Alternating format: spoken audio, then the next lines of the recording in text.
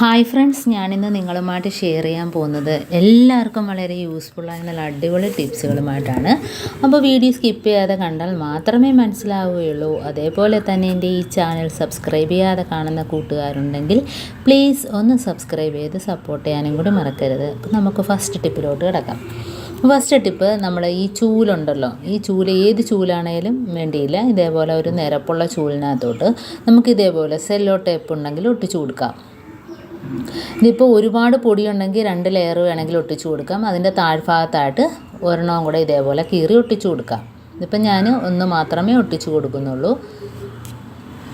അപ്പോൾ വളരെ ഈസി ആയിട്ട് നമുക്ക് ജോലി ഒതുക്കാൻ പറ്റും. കാരണം എപ്പോഴും നമുക്ക് തൂത്ത് തുടയ്ക്കാൻ വയ്യായ്മയൊക്കെ ഉള്ള സമയത്ത് ഇതേപോലെ നമുക്ക് ചൂലിനകത്ത് ടേപ്പ് ഒട്ടിച്ചു കൊടുത്തിട്ട് നമുക്ക് തുടയ്ക്കുന്ന രീതിയിൽ തന്നെ നമുക്ക് തൂത്തെടുക്കാൻ പറ്റും.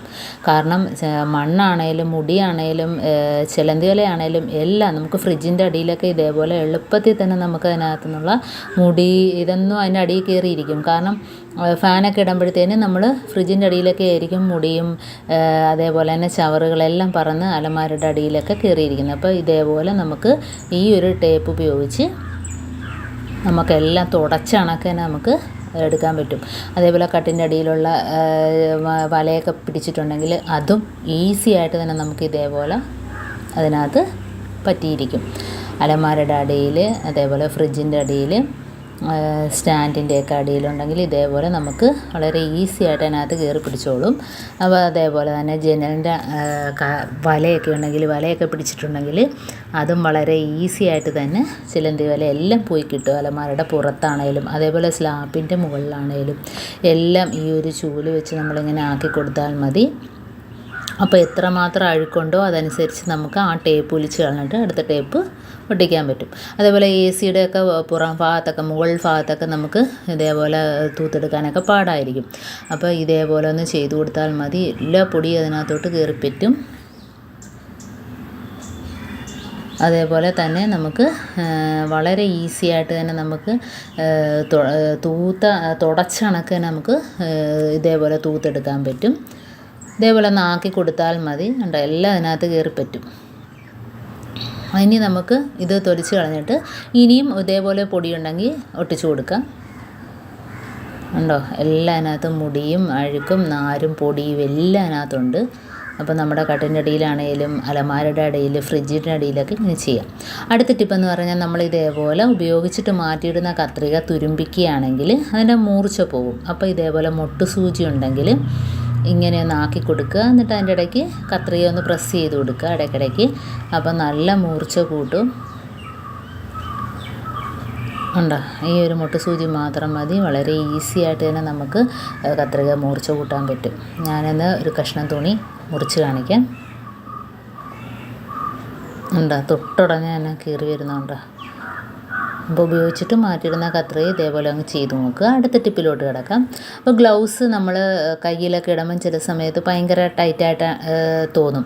കാരണം കയറ്റിയിടാനും ഒക്കെ വളരെ പാടായിരിക്കും. അപ്പോൾ അങ്ങനെയുള്ള സമയത്ത് നമ്മൾ ഇതേപോലെ കുറച്ച് പൗഡർ കയ്യിൽ തൂക്കി കൊടുക്കുക. അതിനുശേഷം നമ്മൾ ഇതേപോലെ ഗ്ലൗസ് ഇട്ട് കൊടുത്താൽ വളരെ ഈസി ആയിട്ട് തന്നെ ഓടിക്കയറും. കണ്ടോ. അടുത്ത ടിപ്പെന്ന് പറഞ്ഞാൽ നമ്മൾ എവിടെയെങ്കിലുമൊക്കെ പോവുകയാണെങ്കിൽ തന്നെ നമ്മുടെ വീട്ടിലുള്ളവരുടെ ബ്രഷ് എല്ലാം ബാഗിനകത്ത് വെച്ച് കൊണ്ടുപോകുമ്പോഴത്തേനും എല്ലാം ഒന്നിനോടൊന്ന് നമ്മൾ തേച്ചിട്ടൊക്കെ വെക്കുമ്പോഴത്തേനും എല്ലാം ഒന്നിനോടൊന്ന് മുട്ടിയിട്ട് ബുദ്ധിമുട്ടായിരിക്കും. അപ്പോൾ അങ്ങനെ ഇല്ലാതിരിക്കണമെങ്കിൽ ഗ്ലൗസിൻ്റെ അകത്ത് ഓരോന്നായിട്ട് ഇട്ട് കൊടുക്കുക. അപ്പോൾ 5 ബ്രഷ് നമുക്കിതിനകത്തോട്ട് വെച്ച് കൊടുത്തിട്ട് അപ്പോൾ ഒന്നിനോടൊന്ന് തമ്മിൽ മുട്ടത്തുമില്ല, നമുക്ക് ഒതുക്കി എവിടെ വേണേലും കൊണ്ടുപോകാം. ഇതേപോലെ ആക്കി വയ്ക്കാം. അപ്പോൾ ഇതേപോലെ ആക്കി വെച്ചാൽ തന്നെയും നമുക്ക് പല്ലിയോ ഒന്നും തന്നെ നക്കാതെ തന്നെ ബ്രഷ് ഇതേപോലെ തന്നെ ഫ്രഷായിട്ട് ഇരിക്കുകയും ചെയ്യും. എന്നിട്ടൊരു റബ്ബർ ഇട്ട് കൊടുത്താൽ മതി. ഇതിനകത്തൊന്നും കടന്നു പോകത്തില്ല. കണ്ടോ. അപ്പോൾ ഇതേപോലെ ബ്രഷ് സൂക്ഷിക്കാൻ പറ്റും. കണ്ടോ, ഒതുക്കി എവിടെ വേണേലും നമുക്ക് വയ്ക്കാം. ഒന്നിനോടൊന്നും മുട്ടത്തുമില്ല. അടുത്ത ടിപ്പെന്ന് പറഞ്ഞാൽ നമ്മൾ കുറച്ച് വെള്ളത്തിനകത്ത് ന്യൂസ് പേപ്പറൊന്ന് മുക്കിയെടുക്കുക. കുറച്ച് ന്യൂസ് പേപ്പർ മതിയാവും. അത് നമുക്ക് വെള്ളത്തിനകത്ത് വെറും സാധാ നോർമൽ വാട്ടറാണ്. അതിനകത്ത് ഒന്ന് മുക്കിയെടുത്തതിന് ശേഷം നമുക്ക് ഫ്രിഡ്ജിലെ ബാഡ് സ്മെല്ലൊക്കെ പോകുന്നതിന് വേണ്ടി ഇത് ഈ ഒരു പേപ്പർ നനച്ചതിന് ശേഷം ഒരു ഏതെങ്കിലും ഒരു മൂടിക്കകത്ത് ഇതേപോലെ വെച്ച് കൊടുക്കുക.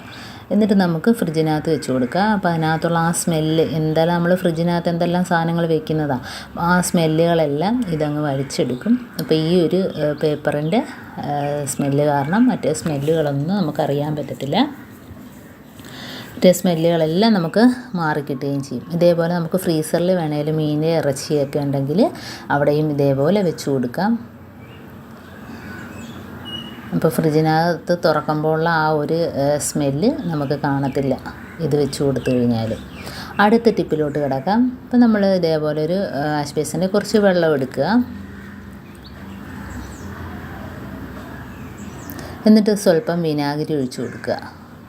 അതിനുശേഷം നമ്മളൊരു ന്യൂസ് പേപ്പർ മുക്കിയിട്ട് നമുക്ക് ഏത് ഭാഗത്ത് വേണേലും ഈ ഒരു കടലാസ് വെച്ച് തുടച്ചു കൊടുക്കാം.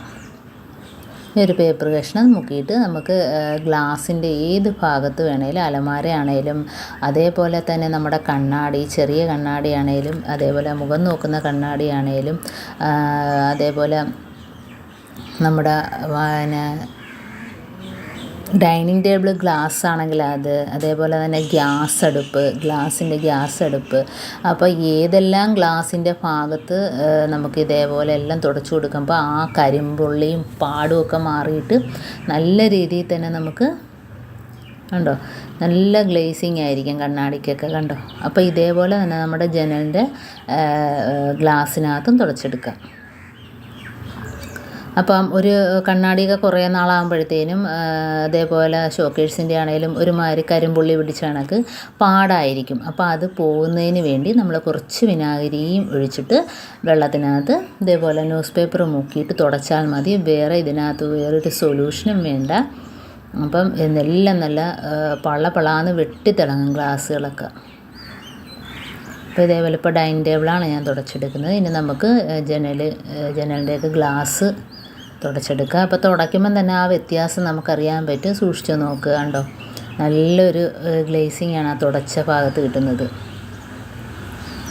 നല്ല രീതിയിൽ തന്നെ അത് വെട്ടിത്തിളങ്ങും. കാരണം വിനാഗിരിയുടെ ആ ഒരു പവറും കൊണ്ട് നമുക്ക് നല്ല രീതിയിൽ ഗ്ലാസ് എല്ലാം നല്ല രീതിയിൽ വെട്ടിത്തിളങ്ങി കിട്ടും, കണ്ടോ. അപ്പോൾ ഇങ്ങനെ ചെയ്യാത്തവരൊക്കെ ഒന്ന് ചെയ്ത് നോക്കുക. അപ്പോൾ ഇത്രയേ ഉള്ളൂ എൻ്റെ ഈ ടിപ്സുകൾ. എൻ്റെ ഈ ടിപ്സുകൾ നിങ്ങൾക്ക് യൂസ്ഫുള്ളായിട്ട് തോന്നിയിട്ടുണ്ടെങ്കിൽ ഒന്ന് ലൈക്ക് ചെയ്യാനും കമൻറ്റ് ചെയ്യാനും സബ്സ്ക്രൈബ് ചെയ്യാനും മറക്കരുത്. അതേപോലെ തന്നെ ബെല്ലൈക്കൻ എനേബിൾ ചെയ്യാനും മറക്കരുത്. എന്നാൽ മാത്രമേ ഞാനിടുന്ന ഓരോ വീഡിയോസും നിങ്ങളുടെ മുമ്പിൽ നോട്ടിഫിക്കേഷനായി എത്തുകയുള്ളൂ. അപ്പോൾ ഇനിയും നല്ല നല്ല ടിപ്സുകളുമായിട്ട് വീണ്ടും കാണാം. അതുവരേക്കും താങ്ക്സ് ഫോർ വാച്ചിങ്.